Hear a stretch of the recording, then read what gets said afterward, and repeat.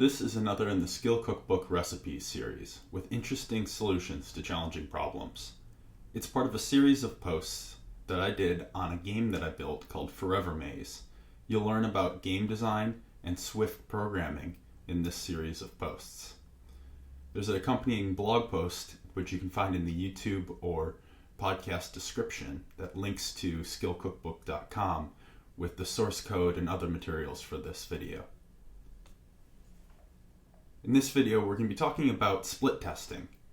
It's something that's very important for software these days. Obviously, you hear the word all over the place.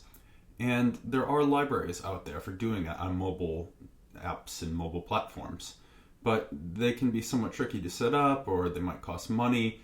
And I was looking for just a really dead simple, bare bones way to do experiments or A/B testing or split testing, whatever you want to call it, on the mobile games that I developed. I realized that Facebook Analytics is actually really well suited for this, in at least a minimal sort of way. So let's start by logging into the Facebook developers dashboard. You can see here I've already pulled open the Forever Maze app. And if you go down to Analytics at the bottom, you'll find the Facebook Analytics dashboard for your app. When you load the analytics, one of the things that jumps out is this idea of segments. A segment is a subset of your user group that you can define and you can use to then run analytics on that segment. So working backwards, what we're going to do here is create a segment for each treatment group. In terms of A/B testing or split testing, a treatment group is one of the different variations that you assign to a user. So in the very simple example of Forever Maze, I wanted to test to see how the different difficulty levels impacted players returning to the game. I wanted to see essentially if it was best to make the game easier or harder in order to drive enjoyment, however we might want to quantify that.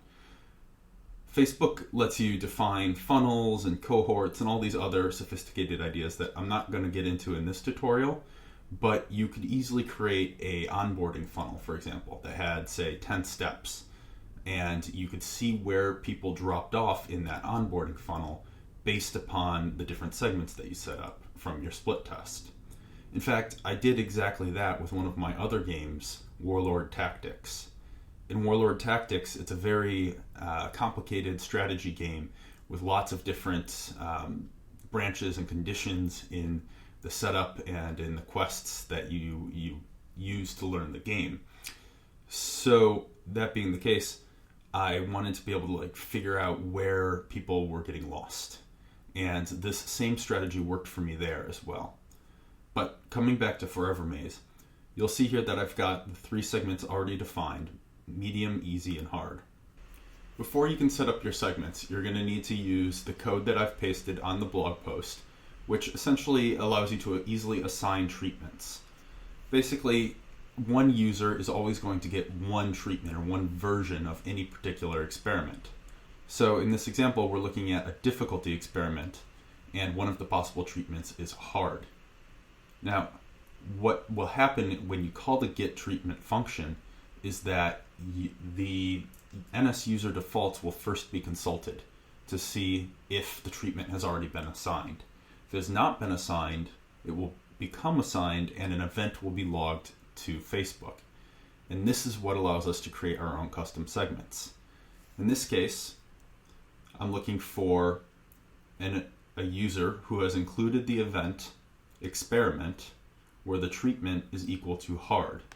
And I could further refine this such that the experiment name is equal to the depression speed multiplier experiment, which is the full name of my difficulty experiment.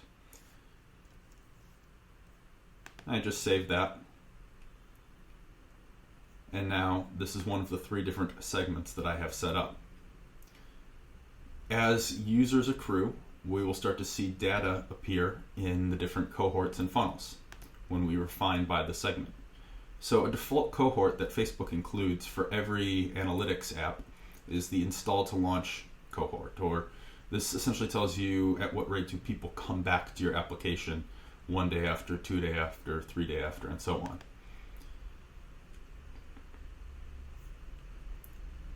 Here, we can see the average rates of the application. And if I select a different segment,